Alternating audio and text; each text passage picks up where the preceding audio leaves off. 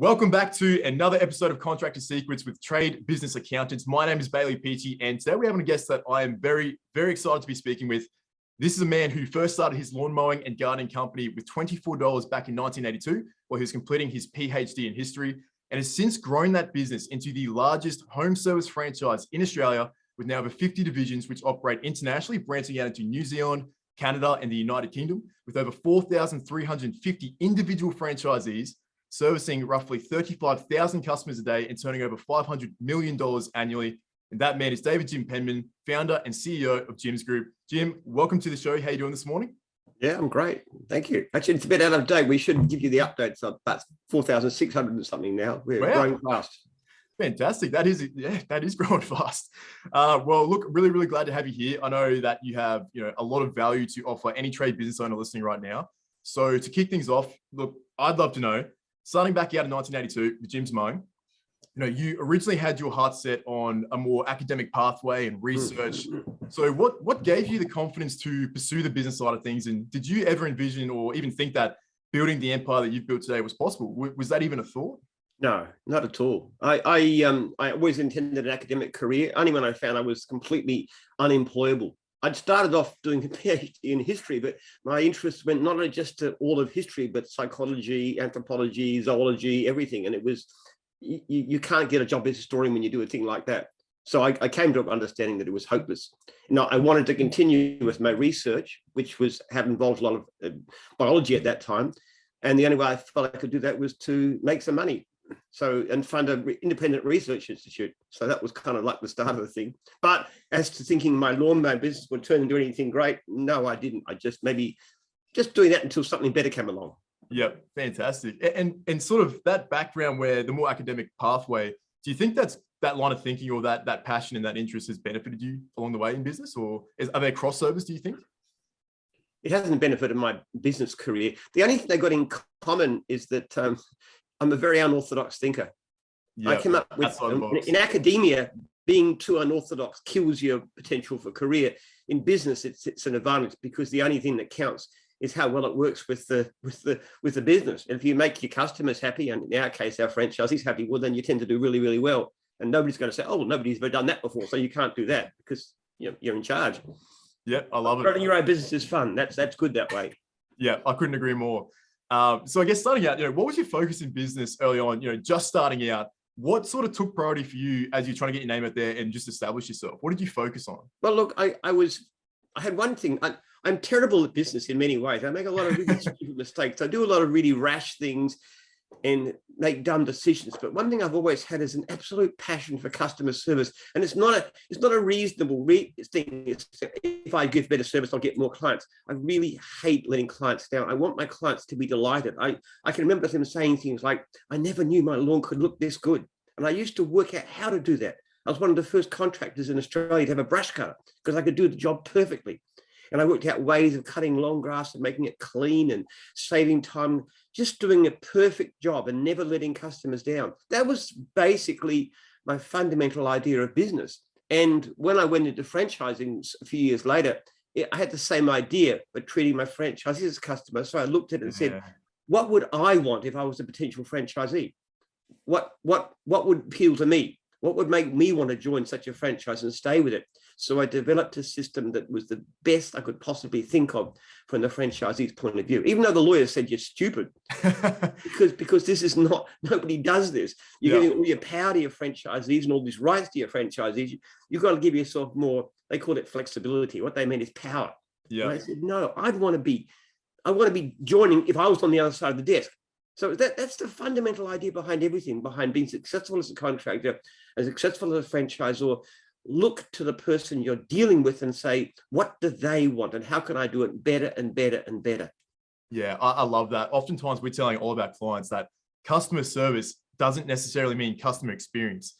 If you are doing things with the pure sort of ulterior motive of this is going to help me win, and it's not to benefit the customer, you will not win in the long game. You've got to be genuinely interested in what is the absolute best outcome for who I'm serving, and not just delivering work for serving. Yes. It's got to be real. It's got to be absolutely real, even if real. it goes against your self-interest. And the first example of that was when I was building up and selling individually before the franchise. I used to build up and sell lawn mowing rounds. And I figured out that the only way to sell effectively, because I'm a lousy salesman, I've got no people skills whatsoever. The only way to do it is to be genuinely concerned with their success. Yes. So what people would do is they would ring me with their advice and ask me, after they've been to see me, so they've been offered a business in their area, which is the better business to buy. And if I thought the other business was better, I'd tell them to go and buy that one, because it was in their interest, you see, even though I said, don't buy my business, it's a better deal for you. But the really weird thing is they basically came back and bought from me anyway, because I'd shown that I could be trusted. So it was radical. And when I gave those sales away, I didn't think that was going to happen, but it worked. And so, as you say, quite correctly, it's got to be real. And I really, really, really do care about my franchisees. And if a franchisee, and even when they've left, if a franchisee, even though they've left us, and that's sad, maybe you can go independent. If they write to me and say, can I have a reference? I'll give them the best reference possible, because I'm after them, even though there's no longer any benefit to me directly. That's my commitment to them, to do everything I can to make them successful. I love that. And I think if you do the right thing and you work hard and you do the right thing by everyone around you, that comes back tenfold. It might not come back immediately, but at some point in the future, that goodwill and that equity out there and the relationship that you've built and that genuine concern for other people, that will come back tenfold at some point in your career or your life or whatever, your business. So it's no surprise as to why that's worked out. You joke about, hey, I'm a bad salesman, but I think just that pure dedication of I'm going to best serve, whether it's a franchisee or customer, as best as I possibly can so that they get the best outcome. That is your selling. Yes. And it pays off in a lot of ways too. For example, it's not uncommon to have any franchise system and to have 10% of the franchisees in some form of litigation with the franchisor. Now, we've got nearly 5,000 franchisees. That, in the whole history of Jim's Group, 33 years, we've been to court with franchisees, or actually franchisors, twice. Really? And in both cases, at mediation, we settled the issue with them accepting what I'd offered them before the whole thing started. Twice in 33 years. And that's a great benefit, because lawsuits are distractive. So we do things like, for example, if we terminate a regional franchisor, we just done it recently, we terminated somebody for good reason, and then we went and bought their business at a fair market price, negotiated the deal with them. That's normal Jim's practice. You always try and people decently. It's in their interest, but ultimately it's in your interest too. Yeah, absolutely. I couldn't agree more. And so you obviously starting out, you got some momentum, you cared about the customers, you're able to grow. At what point did you sort of say, hey, I'm on something here. I think I could franchise this. Like what drove that decision ultimately? Oh, I wish it was like that, but it wasn't really. What happened was that I had this business that I started off as a lawn mowing contractor, and I went to having subbies and building up and selling lawn mowing rounds, very small business. And then VIP came, and VIP was a successful lawn mowing franchise. And they were based in Adelaide. And I'd heard about them. They were interstate, they're no worry to us. And then they came to Melbourne. So I did what any normal businessman would do faced with a really, really powerful, well-funded competitor. I panicked. I actually rang up the state manager and said to him, look, I'm Jim from Jim's Mowing. He knew who I was. And I said, look, I really don't want to compete with you guys because you're far too successful for me. So what if I just help to build VIP? I'll pass all my regular clients to you and help you build your business in Victoria and help you to become really powerful. And he said, no, thanks, not interested in that. So, really? So that was my first reaction. So I went to... it actually reminds me of the time that the Google boys went to, whoever was it they went to, and they offered the whole business for $1 million and they said no to them. It was AOL or something like that. Anyway, it's the same thing. So they were a bit more successful than I've been, I have to say, financially. But then, so I just went to their expo that year in the expo building in Melbourne. And I basically went up to their stall and said to them, it wasn't the manager there. I said to the guy there, look, I'm very interested in VIP. Could you tell me about it? And unfortunately, he didn't ask me why I want to know. Because I would have told him, because I'm a terrible liar. I didn't even try to lie to people. I'm so bad at it. My wife says I've got borderline Asperger's. I'm so poor with people's relations. But fortunately, he didn't ask me. So then he told me all this stuff, interesting stuff about it. He gave me this brochure and how VIP worked. It was all very good. And then the state manager came in and said, that's Jim Penman. Don't tell him anything else. So they kicked me off the stand. So interesting. And I went away, you see, and I was actually, it wasn't that I thought VIP was a bad system. I could see benefits to what they were doing. The joint advertising, look after people if they get into illness or anything like that, all those kinds of benefits. And I thought, well, there's a point to this franchising. It's got some value to it. But you know what? I reckon I could do it better. Yep. So I started off and I spent 9 months arguing with lawyers, as they said. And then I launched my first franchise. And somebody asked me at that time, they said, you know, if it really works well, how many franchisees do you think you might have one day? And VIP had 250 at that time. Yep. And I said, well, look, I'm not sure it will work, but because I don't know anything about franchising, but maybe one day, if it really works well, I could have 100 franchisees. Wow. That was my stellar goal, my reach goal. And by the end of the first year, I had 60, and I thought, wow, this is sort of, but even then for a long time, I never thought I had much success. I was still looking at other businesses and things I could get involved with and tried to get this holiday place resort and all kinds of things. Never really saw the potential. So it wasn't 1 minute. It was just gradually, maybe this thing's got something to it. And then, at what point did so along that journey, you know, you've got 60 franchisees and you're going, hey, you know, do I invest in resorts or whatever other adventures you were looking at? At what point did you sort of go, you know what, I'm going to go, or did you even go all in on Jim's group?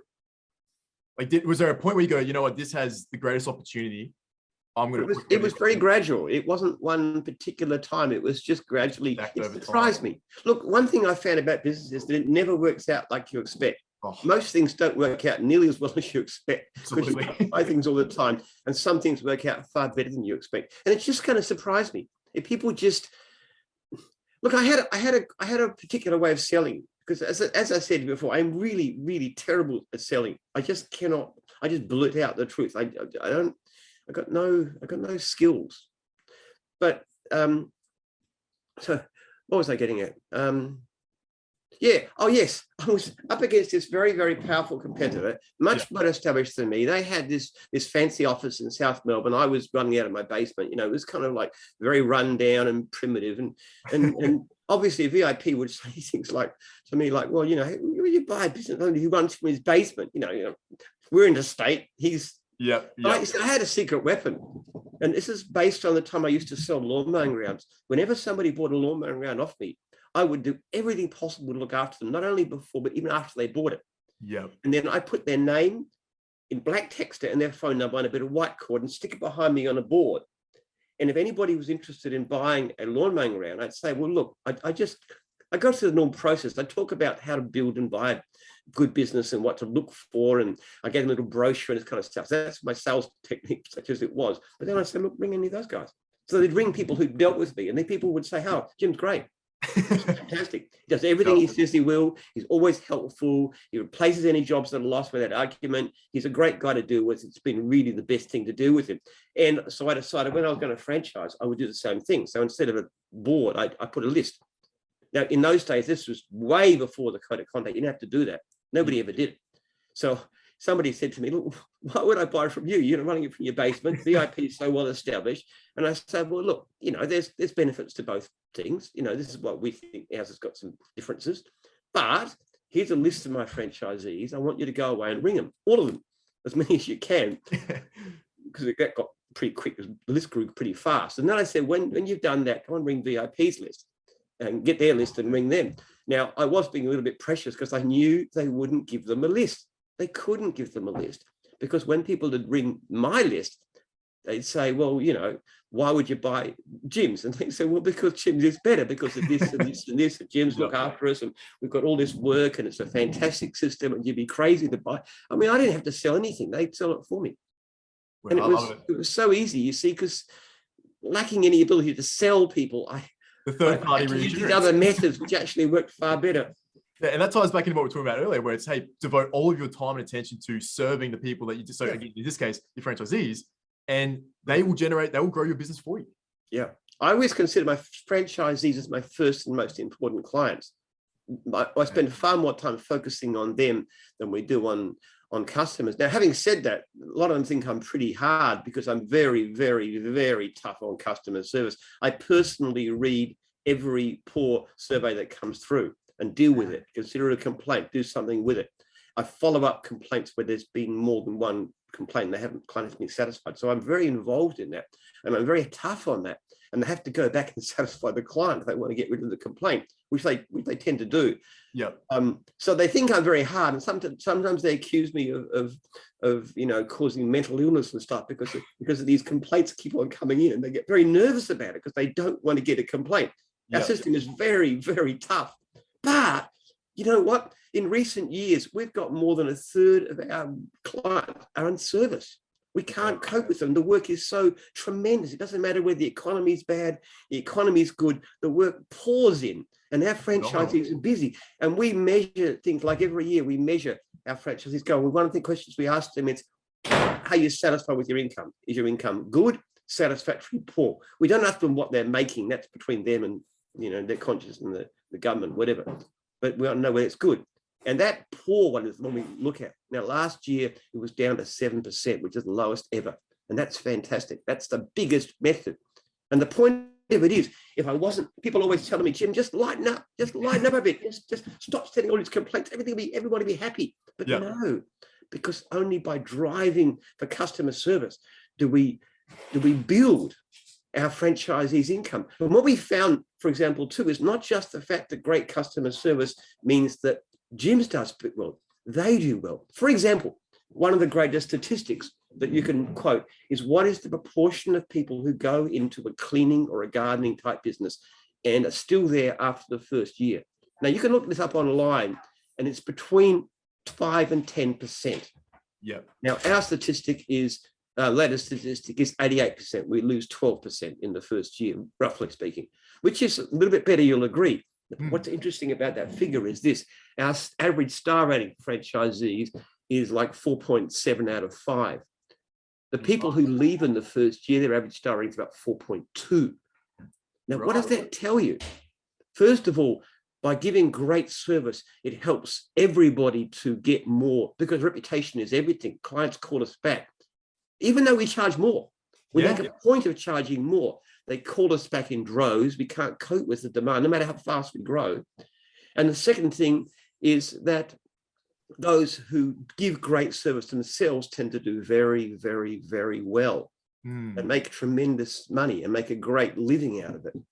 Those are some really interesting points. And that kind of gets me on this. So the next question I want to ask you is, in your opinion, looking at the landscape, whether it's in mowing or any other sort of industry, trade, construction, what have you, home service, what do you think some of the biggest mistakes people are making right now, or business owners are making right now? And that might tie into whether it's discounting or not marketing well, or even enough, or leadership of their teams. Like, what do you sort of see the pitfalls? Because what you're talking about right now, these are some really, really valuable insights into what works. And as simple as it sounds, this has allowed you to grow an empire. So what's your take on what are some common mistakes you see people making in business right now? They focus too much on marketing. Look, marketing is important, and we certainly do it, and we spend effort on it. But the biggest success is what happens when you talk to clients. Now, it doesn't even matter if the clients are not regular or not. It doesn't matter at all. You've just got to put your emphasis on genuinely making them happy, and having some objective system would really help. One of the problems there is that people think they give great service even when they don't. I see this again and again. In the early days of gyms, we had an office in one of those rows of shops, like a very small. And originally it was a single room. We just kept on growing and taking over neighboring areas. Now, the anchor tenant was a milk bar. And I used to go to milk bar all the time because I lived around the corner, walking distance, and I used to buy my milk and stuff there. And this guy was always complaining about how bad business was. And he was saying, people, they go to all these big supermarkets and stuff, which were, and all these shopping centers, and your staff don't order food from us, lunch, they get a lunch truck to come in, they don't look after us. The world's unfair, everybody's also unfair, it's so difficult. Now, the problem with that was that when you go into his shop quite often, he would be actually chatting with one of his ethnic mates, and he would ignore you for some time. And that's what I noticed. And I was a very good client, but I didn't get much vibe out of him. But also my staff told me when they used to go around and want a sandwich or something and they want some lettuce, they I can't open lettuce for you, this kind of stuff. And I once I said, why don't you go up and take the order? I can't do that, So he gave me all these reasons why he wouldn't do these kinds of things, you see. So he thought he was giving great customer service, but it was awful. Yeah. And I say this again and again, franchisees who are failing, who tell me my service is great because when I do the job, whatever it is, clients are happy, yes, but you don't call them back promptly. You don't turn up when you say you will. You don't give them the quote promptly. These are your issues here. So focusing on customers, absolutely number one. That's the first thing, making sure customers are delighted. And other things tend to follow. You know, in recent times, we've given back more than $1 million to our franchisees in advertising. In some divisions, we just can't cope with the work. So we say, we can't spend your money. In the contract, we've got this money, $140 a month, we've got to spend on advertising. We can't spend it. You know, you're busy flat out year round. Have it back. Have it back. Yeah. I'm grinning right now because I've had this conversation with so many trade contractors where I say, hey, if you want to grow your business, if you want to grow your company, start with the basics. Do you show up on time? Do you honor the promises? Do you, give people the red carpet experience and make it all about them instead of going through and doing a tap dance and blurting out and vomiting all over the customer how great you are? Listen to them. Ask what they're trying to achieve and then deliver on what you're saying. Start with these really simple, fundamental things like call people back. Give them a quote promptly and make sure it's an honest quote, it's transparent, and it makes sense to what they're trying to achieve. These fundamental basics will grow your company far faster than dumping money into Facebook ads or Google ads or what have you in advertising, which this is just the biggest testimony to what I'm telling all my clients, which is just phenomenal, is focus on the customer. Yep. 90% of complaints are not to do with the quality of the job. They're to do with timing, those kind of things. Failure to call back, all those kind of things too. And there's procedures to follow too. You don't just phone them back, but if you can't reach them, you text them. Oh yeah. Always text a client. When you send an emailed quote, you text because email quotes get lost. There's various things. Even if you turn up and the client's not there, you ring them and you text them because sure as eggs, they'll say you didn't turn up, but you did. And you rang and you phoned them and they didn't answer. So you text them and then you email them and you just do whatever you can. You just got to follow as rigorous as possible. In actual fact, most complaints that come into gyms, if the franchisor is doing a good job, we'll actually delete them because either they'll prove they did the right thing. Hey, I called, I texted, I followed up in every way possible and the client didn't respond, which is surprisingly common. Yep. Or I went back and I fixed the problem. I made the client happy. Here's the evidence. Here's the text. Yeah. And mostly we can get rid of complaints. And that process is, and as we do that, as the standard of service rises, we've seen a dramatic increase. I tell you what, the technology of surveys is a wonderful one too. About 1 in 3 of our clients respond to a survey, and that has had a magic effect in actually improving our level of service. And as simple as that is too, it's like, hey, if we want to improve our service, ask the people that we're actually, instead of trying to guess or make assumptions or come up with the solutions by yourself, it's actually somewhat simple. The concept is ask the people we're serving. They'll tell us what they want. We focus on improving in that area. Business will be better. I love it. So obviously, you've come a long way. We're talking about systems that you've developed, obviously, over the last 30 years, all this time. When you first started out, because I know the idea of franchising crosses, a lot of different people's minds, and it's no easy feat by any means, but what were some of the early challenges that you faced launching into the franchise model, whether that be quality control, and again, maybe you'd like to expand on, I imagine that you take people from many walks of life that want to be involved in Jim's Group. So how do you take someone, off the street, so to speak, train them on your systems and process, get them up and running quickly, and then trust that they're going to uphold the brand that you've built and deliver well? Like, how do you go about that process? We don't so much trust them. We make sure they do. Okay. Look, there's a whole process involved. First of all, we do try and exercise a certain amount of selection. There are certain people who should not be in business for themselves. On the whole, somebody who's prepared to come up with a substantial investment, which can be as little as 10 grand or as much as $250,000, depending on the division, mostly about 30,000. People like that usually aren't fools in the first place, so they've got some sense. But we try and check them out. Just for example, I had a case recently where I discovered that a franchisee being put through for a potential franchisee, and the mother rang me about some problems with the contract. And I discovered that this young man in his early 20s, she was buying the business for him because he couldn't find a job. And I said to her immediately, we will not sell your son a franchise. She got very upset. And she said, he needs it. I said, look, I'll tell you what I'll do. I'll arrange for him to work with a couple of our franchisees in that area who I know are looking for employees. And they did. And he was terrible. and he would have failed. Now, the point of that was the franchisor who did this had done something totally unconscionable by being prepared to sell a franchise to somebody who clearly wasn't going to succeed. Yeah. Because you could tell from what she said in this brief conversation, he can't find a job. Well, come on, there's jobs around. I knew there was something badly wrong, and it was proved. Now, not only was I very upset about that, but when that franchisor came up for renewal, we said, we're not renewing. I'll buy your business from you. Well, actually, I've got somebody else to buy the business from you at a fair market price. That's what happens. So you select, then you train. Now, training is really important. They come through a 3-day session in Melbourne. And the first 2 hours of that session is me talking at extreme length and with passion about customer service and service to franchisee. That's the core. And we know that works because late 2020, during the lockdown, we had a system, we had remote training. And instead of people watching it, they actually could watch these videos. And some of them didn't watch the videos. And you know how we knew that? It's because we had so many problems with customer service because they hadn't heard this rant of mine about customer service for 2 hours, which is really something to hear, which you can get online, but if anybody wants to hear it, it's extreme. And I tell them, this system is tough. And I tell them why it's tough and what you've got to do and what's going to happen if you don't. So that is really important.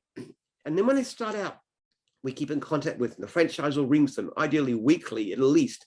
How are you going? What's happening? Responding fast. Go and tell them any complaint comes in. What happened? Why did it happen? How did you do it? How could you avoid it happening in future? So this coaching process goes on and on and on.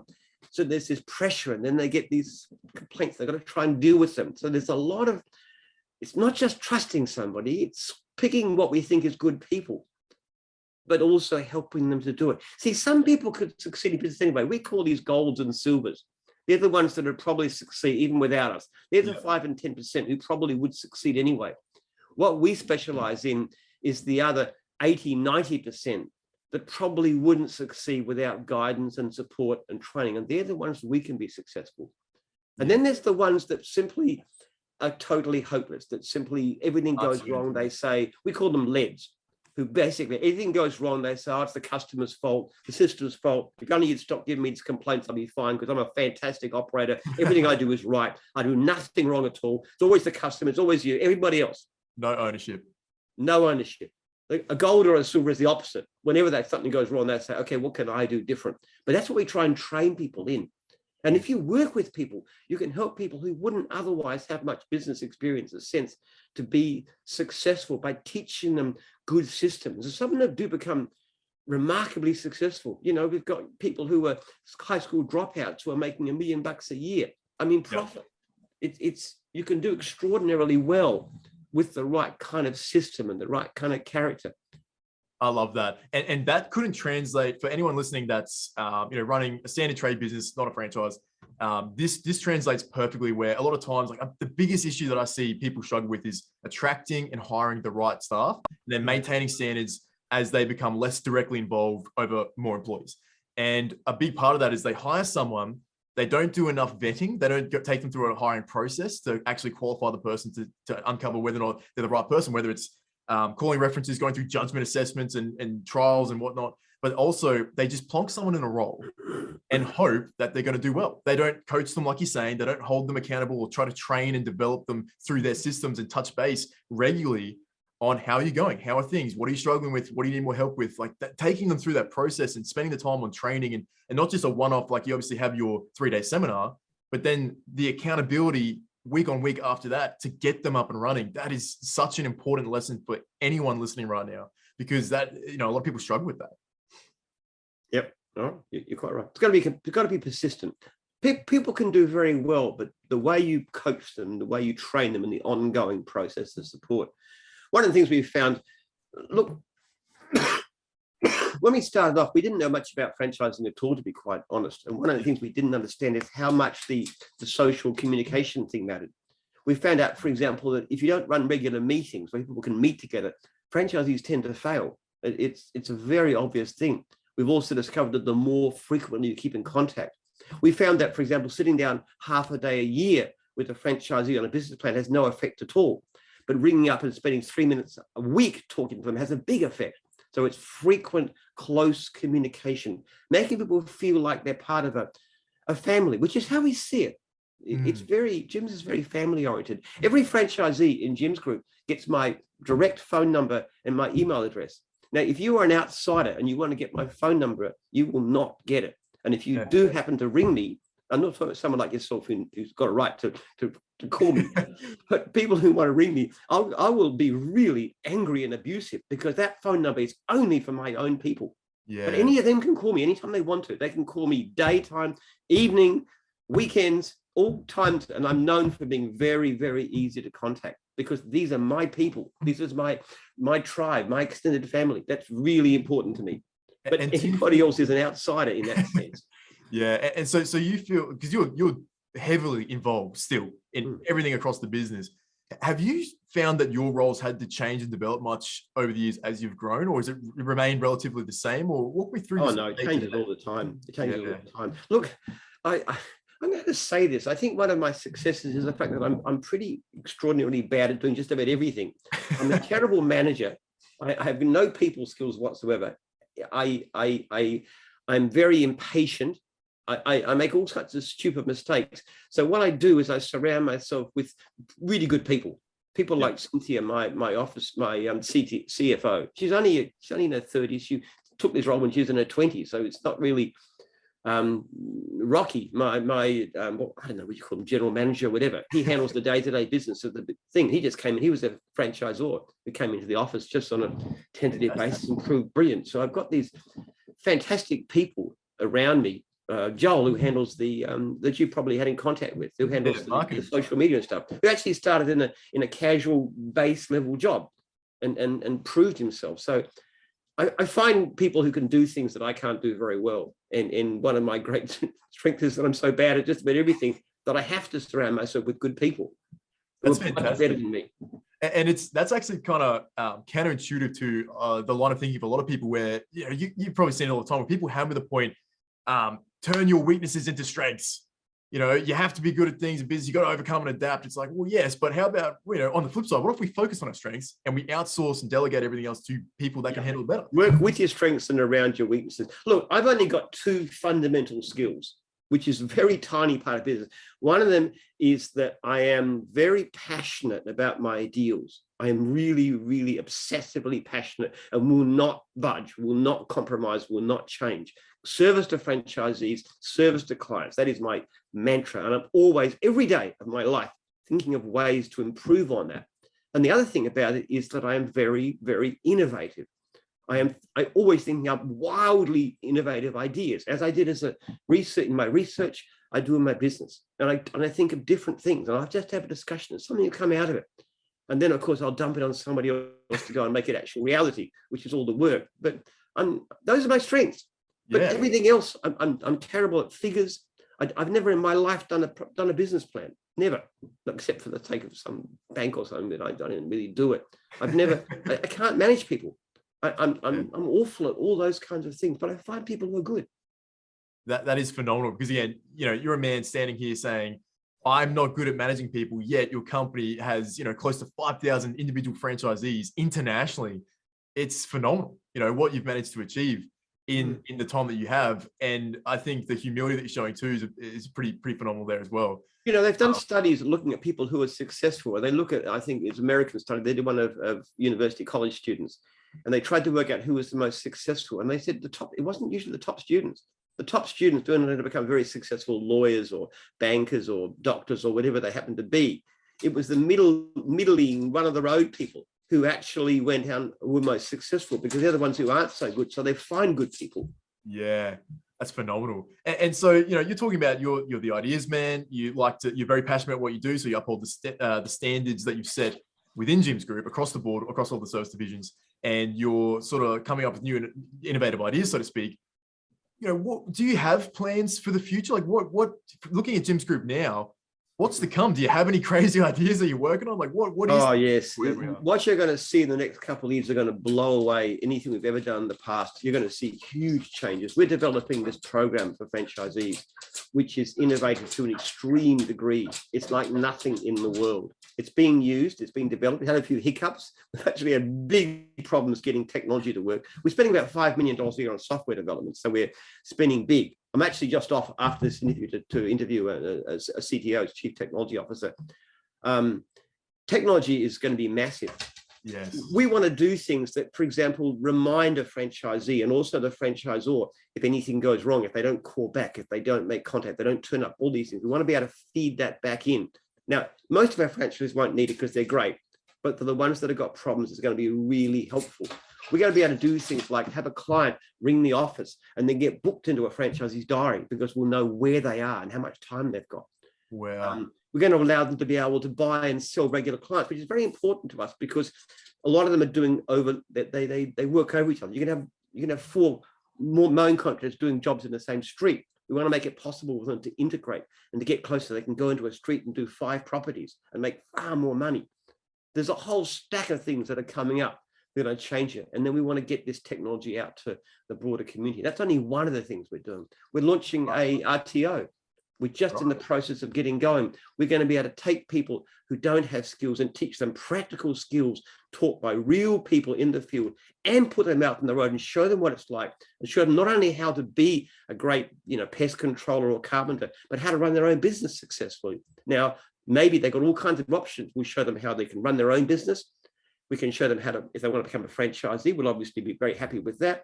But we can also put them as workers, because so many of our franchisees are desperate for workers. If we can screen them and train them. So we want to take thousands of people off the dole and put them into useful jobs. And there's good money. Most of our franchisees, we did a survey of our franchisees, average franchisee turning over in mowing $140,000 a year. Now, even allowing for costs, the median Australian salary is about $75,000 a year. So if you can go out there, do something like lawn mowing, and you can make well over the average Australian income, that's something of value. And we can teach people how to do that. That's awesome. Certainly some massive things in the pipeline for Jim's group there. That's phenomenal, especially that technology integration. And that that's put me on the line of thought of, you're obviously, or certainly a high achiever, by nature. So, I'd love to get your take on, what's your mindset towards business, chasing ambitious goals, facing adversity? What's your mindset towards striving to accomplish big things and then dealing with the inevitable adversity that you're likely going to face along the way? Look, adversity that's an interesting question. My wife says, I'm like, those plastic blow up things with the weight in the bottom, and you push them over and they spring back, boom, boom, they like that. She says, I'm like that. I just can't be discouraged.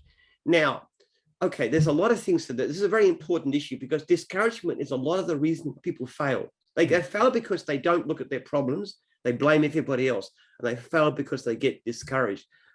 There's things behind that. First of all, I believe in keeping physically fit. And that's not difficult for a lawn mowing contractor. Believe me, you get very fit, but you've got to be fit. You've got to be healthy, keep your weight under control. Those things make a lot of difference to your psychology. Fitness, exercise has more effect on mood than any antidepressant on the market by far. It's incredibly powerful. So keep yourself fit. It's also important to have a balanced life.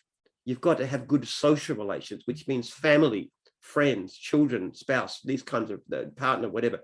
You've got to have a balanced life. One of the greatest things when I ring my franchisees, and I tend to ring them on anniversaries, like 10, 15, 20 years, just bring them up personally, congratulate them and stuff.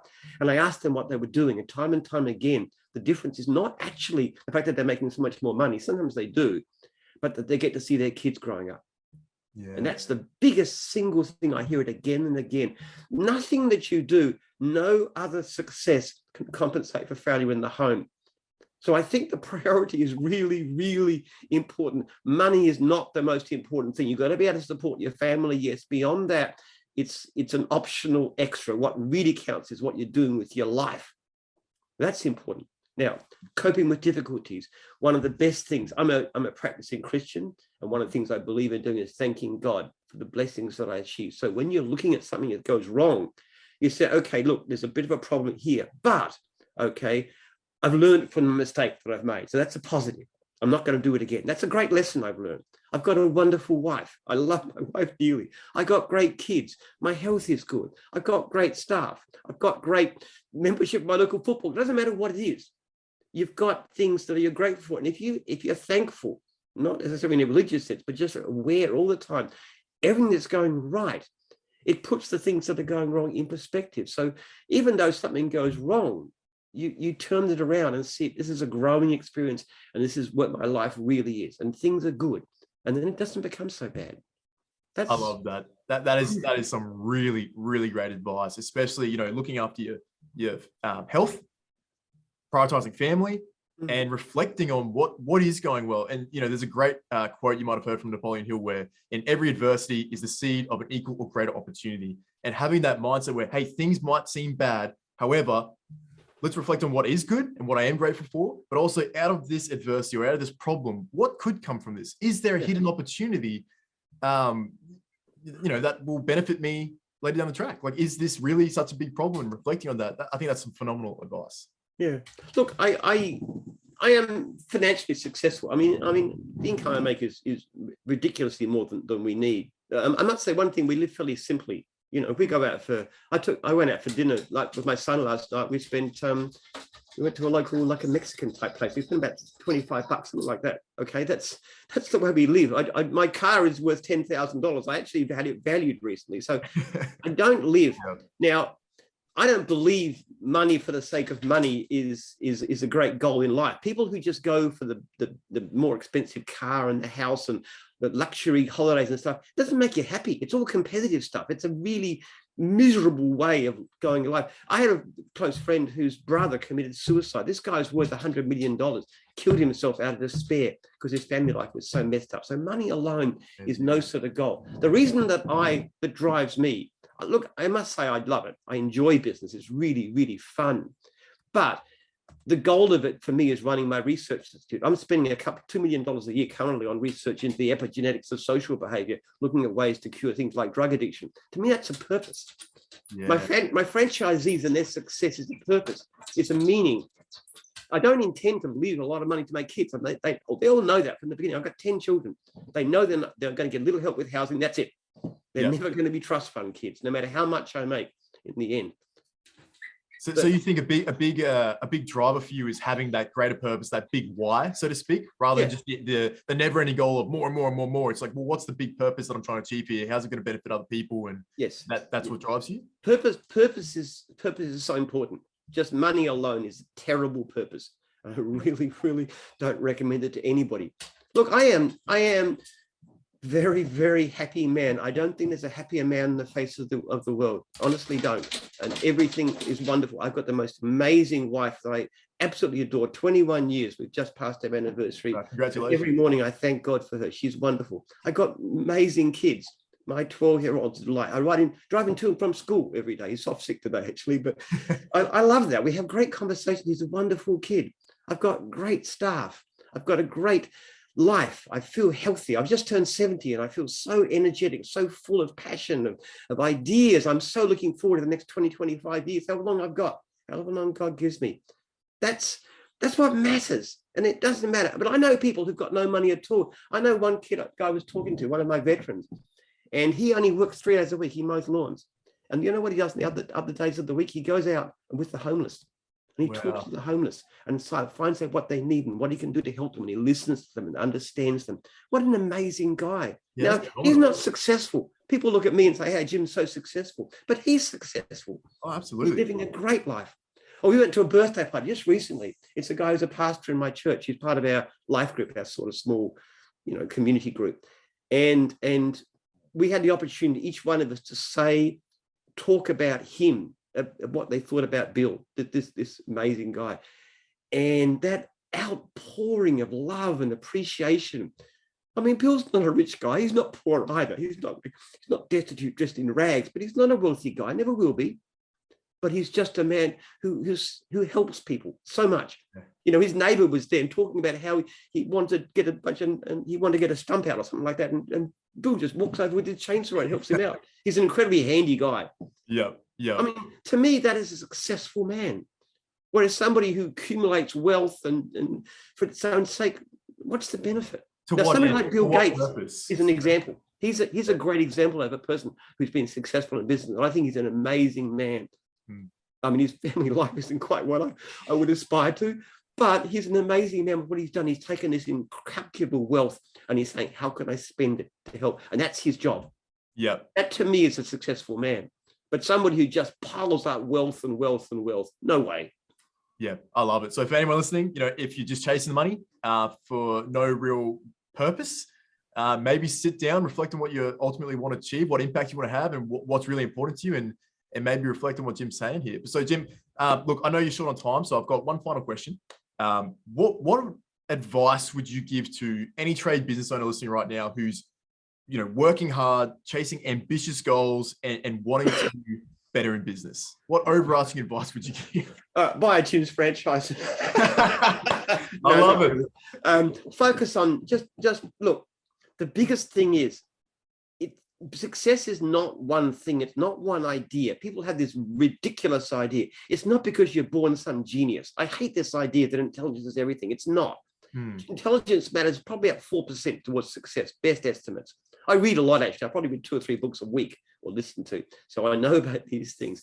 What you got to do is to focus every day, all the time, on how can I do better? How can I make my customers more happy, more amazed, more delighted? How can I do the job quicker? How can I cut time? How can I cut costs? Every day you think about that all the time. What matters in business is not so much what you do in the field, what you think about in the shower, what you're thinking about when you're not working, what's in your mind. That obsessive desire to do better is the absolute key. And it matters more than education. It matters more than brains. It matters more than anything. It doesn't matter where you start from. You can start with somebody with no business skills and no money, actually $35,000 in debt, know nothing about anything, but was passionate about customers and wanted to improve. And I've, succeeded quite well. I'll do a lot better, okay? I'll start making so many stupid mistakes. But that's the key. How can I improve? Never blame anybody else. If somebody lets you down, I had people who've ripped me off for money, done all kinds of terrible things. Who do I blame? No, not them, me. What did I do wrong? Oh. That's the focus. Don't complain about somebody else. What could I have done different? That is some phenomenal advice. And I know I said one last question, but just like one more thing, we've got a little bit of time here. It might be a similar answer to what you've just said here, but if you had the chance to sit down with yourself, so not just any random person looking to get into business, but if you had a chance to sit down with yourself back in 1982 when you first started out, over dinner or whatever it has, or sit down for breakfast, but what would you say to yourself, or what advice would you give yourself? Would it be similar to that? Well, I sort of probably knew it already, but I just didn't apply it very well. Look, first of all, I often think of going back in time and changing what I did. And one thing I would never do, I'd never go back more than 12 years because I wouldn't undo any of my children. I love my children and they're wonderful. I wouldn't want to change anything, but on a purely business sense, look, no, I had no idea what I was doing in those days. I would have franchised a lot quicker. I would have franchised on a different basis. I would have gotten to technology earlier. I wouldn't have gotten to so many wild goose chases with things like all the different stuff that I've done, which is really stupid. Even in quite recent years, like I tried to start a factory to make trailers and trade exchange and all kinds of dumb ideas. So I'd avoided all that, understood about communication, understood about ringing franchises regularly. I mean, there are so many things I would do differently. In fact, if you took me back that time, and I wouldn't want to lose my kids, as I said, but I reckon I could do what I've achieved in a third of the time because I just didn't know what I was doing. Most of business is learning how to achieve things. I was so terrified about lawsuits in the early days. It's ridiculous. If you do what you do right and you run it properly, lawsuits aren't a problem. You just treat people decently, take proper precautions, and you're not going to get into trouble. I was scared of that all the time. I just didn't need to be. Yeah. Wow. I mean, just some phenomenal advice there. So look, I know you've got to go, Jim. So I want to thank you for coming on the show this morning. It's been an absolute pleasure having you on and hearing your story. And I know a lot of people listening right now would have gained a lot out of what you shared with us today. So if people want to get in touch with you, what's the best way to do that? Go to your website or? Yeah. If people have got any material they want to talk to me about, they can email me, jim@jims.net. I'm very good on responding to emails. Don't try and phone me. That won't do you any good. You'll get the stonework. I do read emails that come to that. So no, I'll answer. Mostly it's pretty brief. I'm known for 2-word emails, but still, if there's anything, that's how most new divisions start in gyms. Actually, somebody just emails me and say, "What about this?" Yeah, that sounds interesting. Let's talk about it. Fantastic. I love it. Look, have you got any final words? I think I've said it all. Look, money is people do listen to me because they've been successful, because I'm rich. Okay, well, I'm not super rich. I'm not a billionaire or anything, but I'm pretty well off. But it's not really the biggest point, is it? No. I mean, success in life is money is a very bad indicator, and I think what you can achieve, the good you do, is far more important. The relationships you build, the friends, the family, the people who would be, thank God that you were alive, because you've done so much. That is really the goal, should be there. Now, if in the process, if money helps him, that's good. If it doesn't, if it gets in the way, then forget about it. You know, Jesus said, it's harder for a rich man to enter the kingdom of heaven than a camel to go through the eye of a needle. Now, I really dig that one. Yeah. I love what he said about that in the letter of James too, that money is not the be all and end all. It's a goal. It's a great goal. In the right hands, it can do amazing, wonderful things, but it's not the end. I think that's phenomenal. And a little flow onto that as well. For anyone fixating, like just absolutely unhealthily fixating on money, I want you to think about and consider maybe the idea that, hey, wealth is not a number, it's a ratio. If you can get happier with less now, you can truly be wealthy. It doesn't have to be when you've got $1 million in the bank or $10 million or $50 million or whatever you're trying to aspire towards. Is focus on serving other people, be happy with less, and worry about doing a good job, and things will come back tenfold. Wealth has, I read the literature, wealth has remarkably little to do with happiness. Beyond a certain level of supporting your family, which is about 75 grand a year, it doesn't have much effect at all on how happy you are. But other things, relationships, sense of purpose, fitness, exercise, these matter a lot. Yeah, absolutely. Well, Jim, thanks again for coming on. It's been an absolute pleasure, and we really appreciate you sharing what you shared today with us all. And yeah, it's a fantastic episode. Okay, that's great. Thank you. See you then. Awesome. Thanks, Jim.